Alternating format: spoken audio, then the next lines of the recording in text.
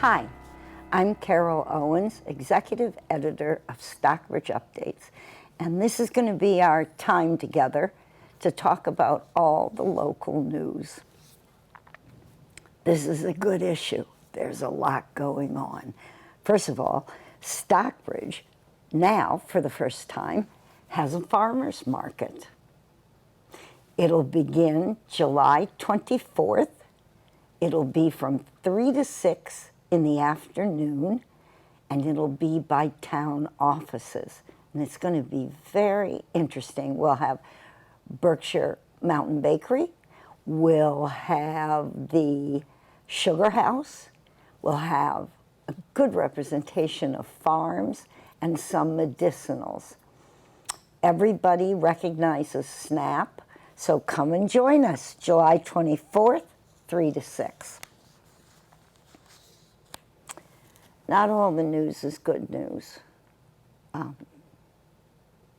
There's an expression among policemen and sometimes the military called end of watch. And it can mean one of two things. End of watch is when the officer punches out. It's the end of the day. Or it can be the end. It was the end of watch for Louis Peyron. Louis was a sergeant in the Stockbridge Police Force, and he was chief of the fire department. Louis Peyron was one of those officers that really make you feel safer because he's around. And there's a great story about Louis. I don't know if it's true, but I believe it. Louis was given the job to train new recruits, and he would take them around Main Street and Elm Street, Stockbridge, either on foot or in a cruiser, and he'd say to this new police officer, look around, look at the people on the street. That's who you work for. And that was the first lesson in being a Stockbridge police officer. Louis, we will always miss you. Rest in peace. It's end of watch. Now, on a much happier note, Chesterwood is partnering with Tanglewood, and they're presenting a very interesting program, the Tanglewood Music Fellows, in the historic studio on the Chesterwood grounds, July 17th at 5:30, and call over to Chesterwood and get all the details. It sounds like it's going to be fun. And speaking of new and upcoming things, Stockbridge Updates has a whole new feature. And it's part of each issue, and it's called State House Updates. You know, we realized in covering the news all these years how much what's happening in Boston, what's happening on Beacon Hill affects us here at home. And so we're going to have a column where we let you know, what did Boston just do?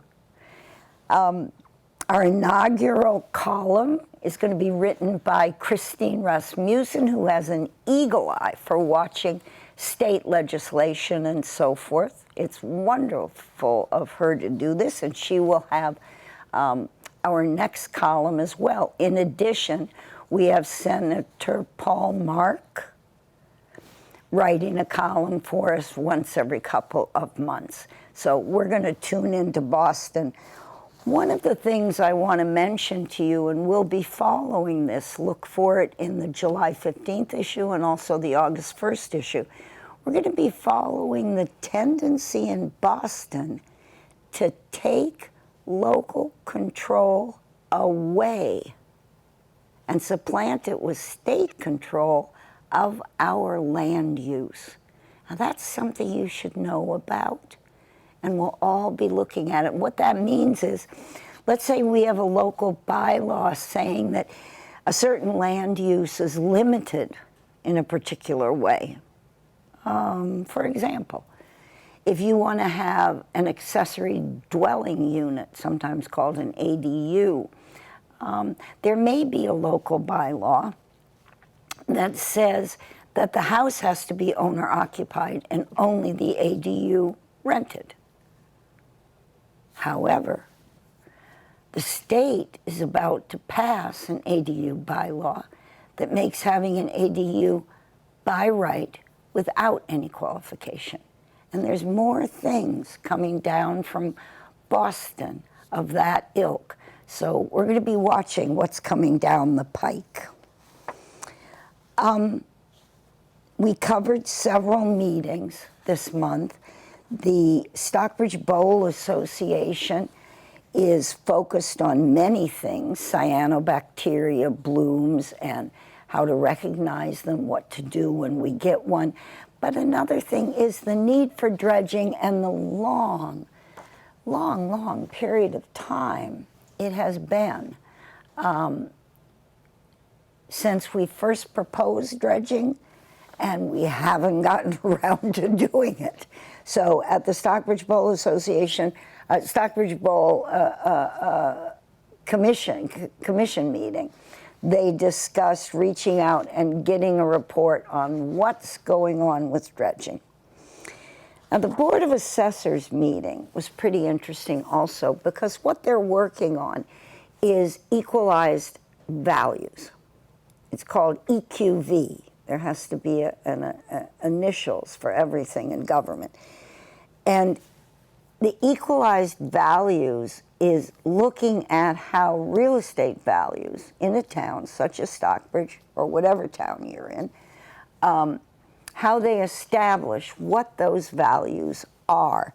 And they're very important because they relate to a lot of things. For example, the cost of school construction. So once the Department of Revenue establishes the EQV, then based on that, they determine the allocation to aid public libraries, for example, the calculation of Chapter 70 funding, which is elementary and secondary school program funding, and also the reimbursement rate for school construction.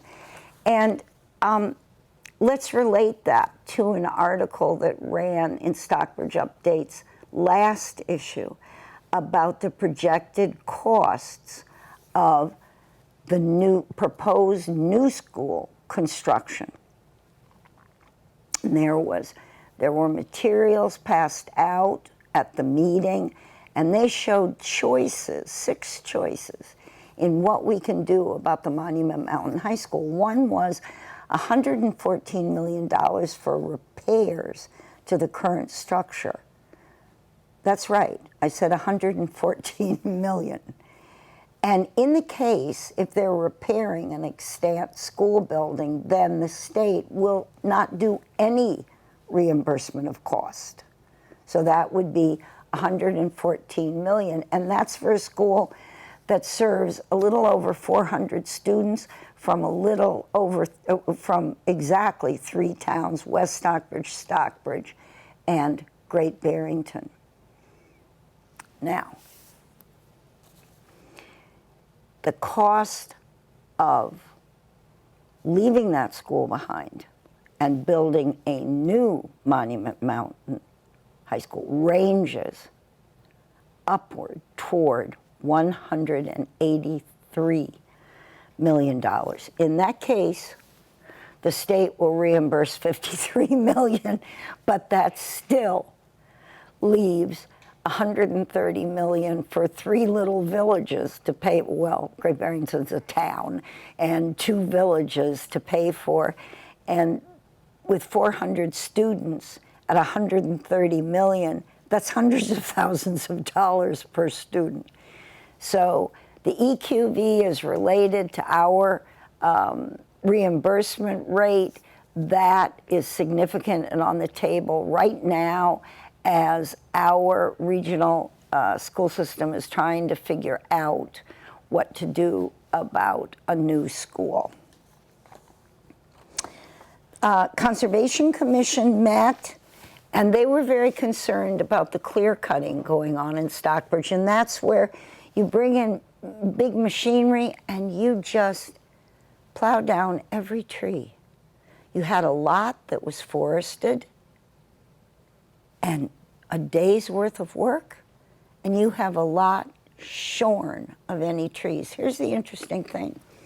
Some people that are contracting to have this done are not building a house. They are not the end user at all. They are perhaps an investor, maybe someone that owned the land for a while. And they're clearing it because in their mind it makes it more saleable. It takes 20 years to have a 20-year-old tree. It takes 100 years to have the 100-year-old hemlocks, and 300 years to have the 300-year-old aspens in Ice Glen. It takes time to make a tree, and just clear cutting them. Okay, so that's something that Concom discussed.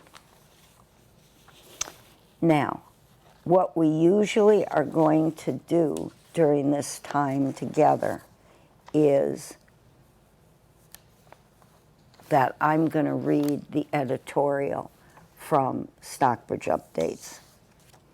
And the last thing I'm going to do before I do that is look in the mailbag and see what correspondence or letters to the editor Stockbridge Updates received.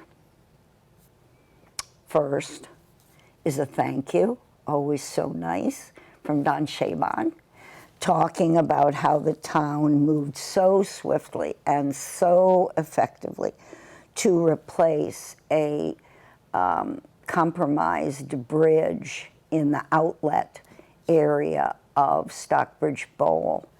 And that is now in place.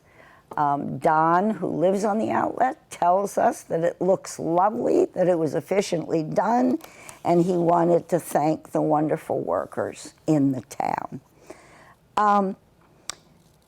Christine Rasmussen, who is going to do our State House updates for us for at least the next 2 issues, writes that she is the most concerned about loss of local control and some of the elements in the housing bond bill.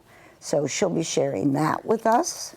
And we wrote back to her and said we sure encourage her to do that, and we know that readers will be interested. Another writer was just appalled and,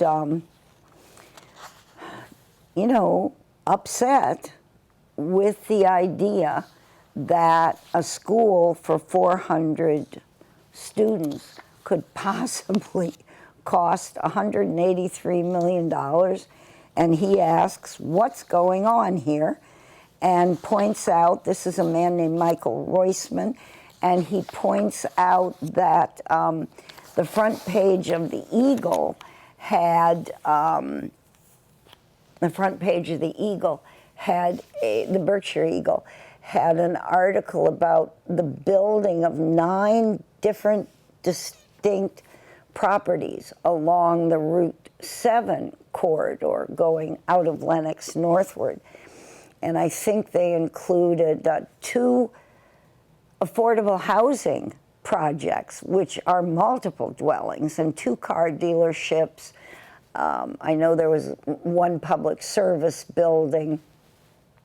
And at any rate, it was nine projects, building projects, for an estimated cost of $160 million. And our writer to Stockbridge Updates asks, how can 1 building cost $180 million? So we'll be following that and looking into that.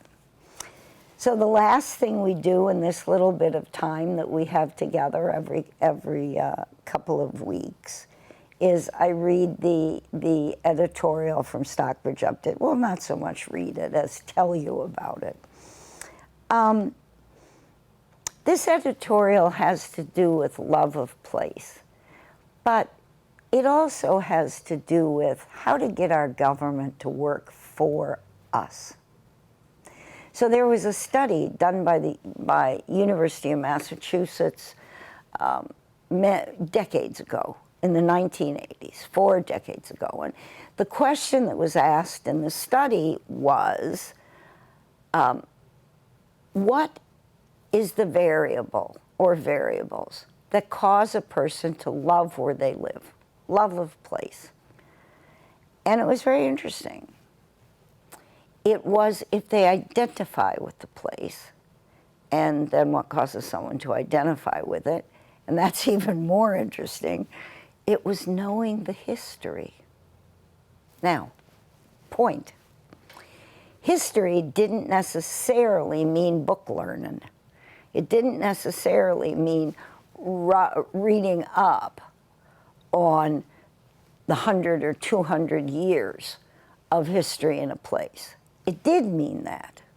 That was one of the things. But it also meant your personal history.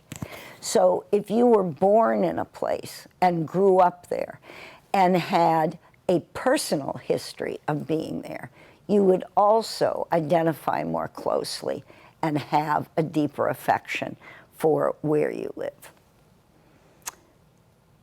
Interesting, but so what? I'll tell you what. It has to do with problem solving. When is a weed defined as a flower? When is a flower defined as a weed? That is, how do we define problems? How does a problem get to the table? And then what? So let's take 2 commonly held problems. We need more clean, renewable energy, and we need more affordable housing.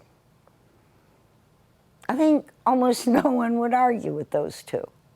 So that's simple, right? Go to your representatives in your government and say, that's what we want. What's your plan? What are you going to do about that? Now, I love The West Wing. And there's a couple of us that watch it. I'm not saying it's an obsession. We have seen every episode more than once. But I am saying it's an enjoyment. And there's one of the West Wing episodes where the staff is running around frantically and trying to reduce every problem to the 10-word description. Now here's the 10-word description, so everyone can understand it and nobody will get bored or change the channel because it's only 10 words. But they can't get anything reduced to the doggone 10 words. And finally, they get an example of one and they take it to the president and say, here's the 10-word solution. Here it is. There's the 10-word solution. For example, we need more affordable housing. We should create some. Great. It's only 10 words. That's the solution to the problem on the table. We need more affordable housing. But the president says, tell me, what's the next 10 words? And here's why. You would be amazed at how complex and knotty problems really are. Let's take renewable energy. Everybody wants clean, renewable energy. Naturally, isn't that marvelous? We have a governor who has set a goal of so many thousands of gigawatts of renewable energy that she wants produced in the next period of time. Now, gigawatts, 1 million watts. So that's lighting 100,000 light bulbs, or that will run 700,000 homes of sort of average size, average demand homes. Electricity generated, gigawatt, running a home. 700,000. But she wants thousands of gigawatts. So what's the problem? Obviously, she wants to power Massachusetts with clean, renewable energy. But what's the next 10 words? Because every gigawatt takes thousands of solar panels, and they could be on roofs, but there just aren't that many roofs. So some of them are on the ground. And to reach your goals would take thousands of acres with solar panels on them. So tell me, what do you want to give up for clean, renewable energy? Hiking trails? Open space? Forest land? What's the next 10 words? It's the same with affordable housing.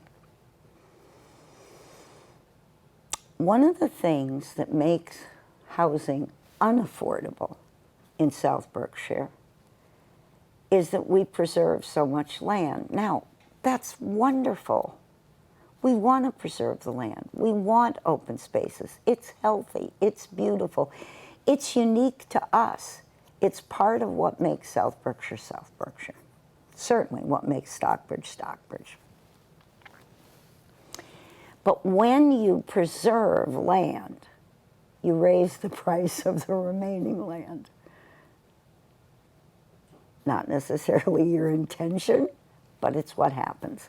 Less land available, that land becomes more expensive. Now, if you want to create affordable housing, you have to ask yourself, how can you build it affordably? Well, you could do apartment buildings because it's cheaper to build up than build out. You could build attached housing, sometimes called row housing, because that's more than one dwelling on the same half acre or 3/4 acre or 1 acre. But that changes the look of an area which for 300 years has just been single-family houses